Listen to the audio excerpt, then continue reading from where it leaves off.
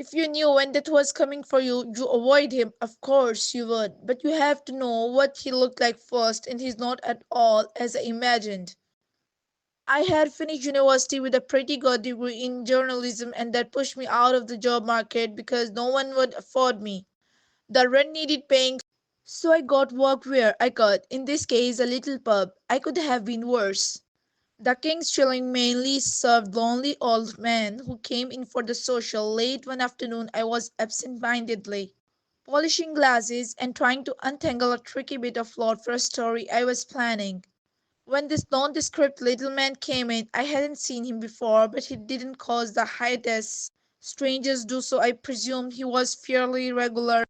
I was still quite new and didn't know everyone who came in. He was dressed in a beige smock, the shoulders dark from the rain and damp triply. He took out a large white cloth handkerchief and proceeded to wipe the mist from his faces as he ordered his drink.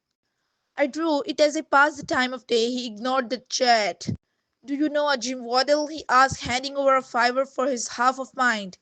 "I think that's him sitting by the jukebox," I told him as I passed over his change. He nodded, picked up his beer, and wandered over to the table where the man he was looking for was sitting. James didn't seem particularly happy to see him, but then, as it was drawing on to evening, I lost track of them in the bustle of serving, mopping, and glass collecting. I certainly didn't see either of them leave. "Have you heard?" My boss greeted me when I reported for my shift the following afternoon. "Heard what?" I asked as I hunted around for a clean apron. "About Tim Waddle. You must know him, always sat by the jukebox and then complained about the noise." "Oh, him, yes. He's only gone and died."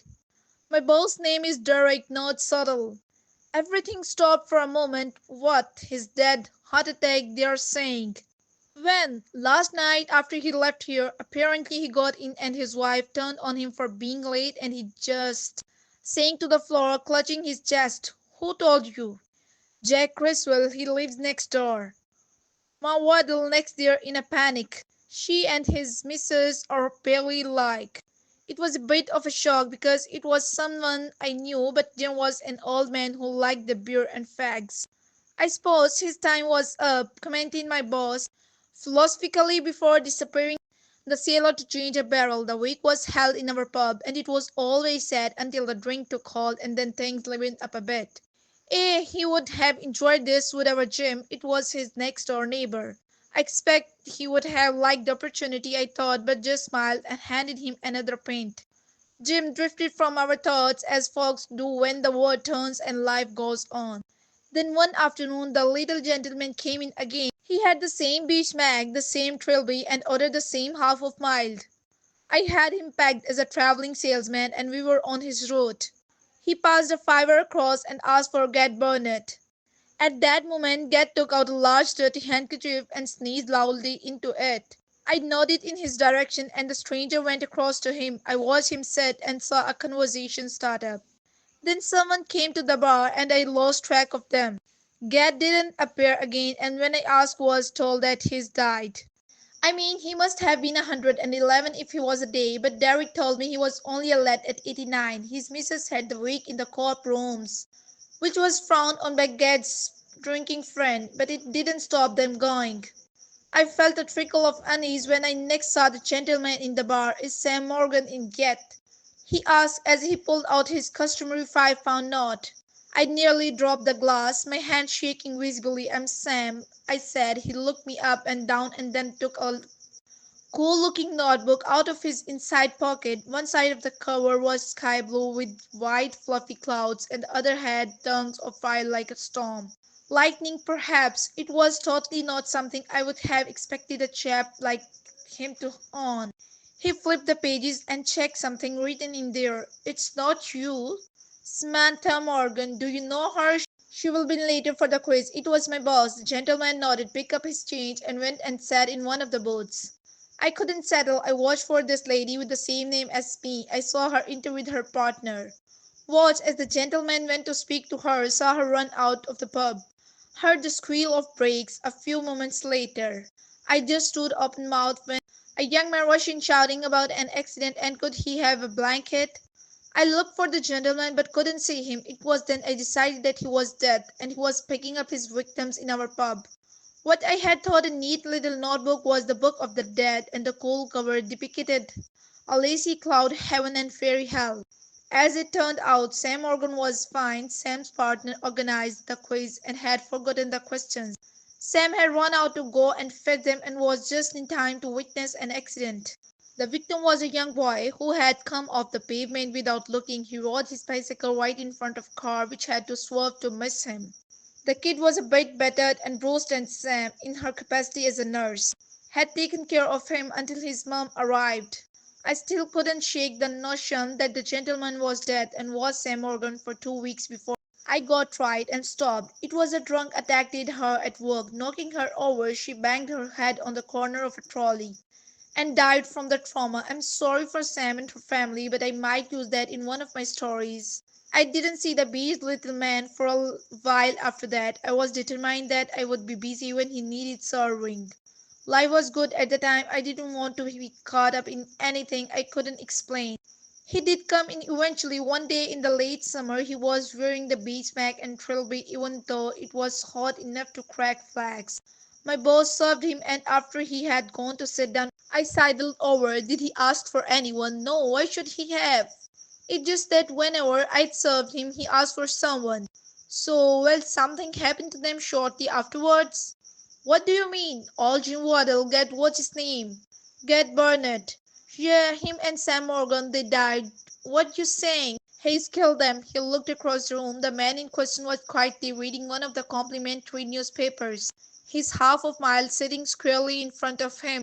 Not him exactly, I know it here. I tapped my head, but I can't shake the feeling he's behind it. Swantha was a tragedy, but such things happen all the time. You have only got to read the papers, and Jim and Ged were past their sell by date. If you ask me, you're a daft bugger, Sam. It just be a coincidence. Go and clear some tables. You young'uns have too much time to think. Why, when I was your age, I didn't stop to find out what he got up to at my age, but went into the lounge bar to clear glasses. It was about as far away from that as I could be in a little pub. A couple of weeks later, I became the entertainment. I hadn't felt too well when I got up and felt gradually worse as the day went on, and by early evening, the bumps were fading in and out of vision. Hey, Upper Sam, are you alright? It was one of the regulars. I don't think I am. I managed before slipping to the floor. It turned out and I had appendicitis and was whisked into hospital for an emergency operation. Fortunately, everything went well, but it was still nearly a month before I was back at work. There was a lovely bouquet of flowers on the bar when I went in. Goodness me, Derek, you are not going soft in your old age, are you? Flowers on the bar. Does anyone notice? Oh, damn, he looked embarrassed. They're for you. The punters all clubbed together and bought them. We thought to leave them until you came back so you could enjoy them the more. He cupped into his tea towel. I'll get the mixers. He disappeared down the cellar in a cloud of pink cheeks and fluster. Oh, by the way, I forgot to tell you, but that salesman person was asking after you. Derek told me over the clink of bottles as he made his way through the bar with a crate of ginger ale. Which salesperson is that then? I asked, feigning nonchalance. Inside I was shaking. Hadn't I thought of the bespectacled man as a salesman initially? That man you thought was the harbinger of death. You're daft Tonk, his stationery salesman. He wondered where you were. You didn't tell him what I said, did you? What do you take me for? He started putting the bottles in the fridge. He was a distant cousin of Jed's, many times removed. You did tell him. Oh, Derek. What will he think? I didn't tell him anything. I just asked how he knew Jets and Jim and Sam. I turned and waited for him to continue. Like I said, he were a cousin of Jed's. He wanted to know about the quiz night, and someone told him to ask for Sam Morgan, but to be sure to get the right one. And Jim? Do you know about Jim? Someone needed serving, and I never got round to asking. Derek explanation mollified me somewhat, but I still watched out for the stationery salesman. I couldn't get the idea that everyone he had asked for he had died soon after, and he had asked after me. He came in about a week later, and I saw him look straight at me. I snatched at the till and tore a 20-pound note from inside. I'm going for change, I called, waving the note across the bar. We don't need. I think we do, I called as I left, making a wide path around one of the locals in order to avoid the little beach man. I entered the cafe on the next street and ordered a coffee, breaking the knot. I'd put the cost of my drink in the till later. I chatted a while with the proprietor, hoping that the beachman would have drunk up and gone by the time I got back. Eventually, I decided I should make a move. I opened the cafe door to the sound of sirens. The terrace streets around the pub had been built long before cars, so there were stationary vehicles scattered all over the place. Sound like a car chase. At last words, these may not get 10 out of 10 for wit. But they were my own. My last thought was that death was very sensory. I could hear screaming behind me above the cacophony of sirens. I could smell the warm asphalt as it mingled with the tantalizing aroma of the coffee I could still taste on my tongue. I felt calm now that the inevitable was happening.